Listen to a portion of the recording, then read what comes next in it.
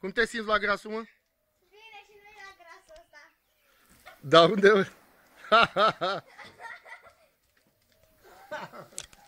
A fugit, da.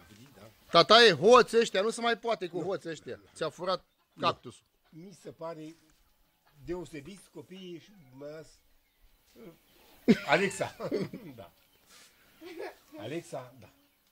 În neafăi. Ce faci de Dan Diaconescu în direct? Dar puteai să vii de la poartă? Lăsați că vedem. Nu face. Păi nu rămâne Sânzianu, face ea poze, dar... Nu face șeful. Mă simt perfect când zic cu copilul ăsta minune, Alexa. Da.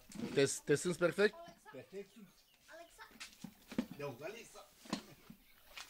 Uite celălalt, porumbel. Da, uite ce frumos e. Asta e fată? Sau băiat? Nu, porumbiță, fată, da. Le-ai dat să mănânci acolo? Am apă și de toate.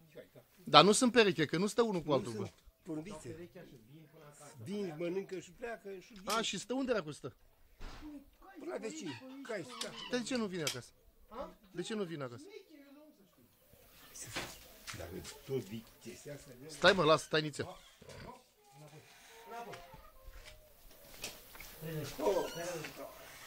Îți place, mă, la Brastavăț?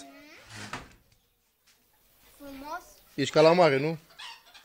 Da, dar că fără nisip. Tataia? Și o plajă mai mare. De tataia îți place? copiii nu ne spun. Nu ne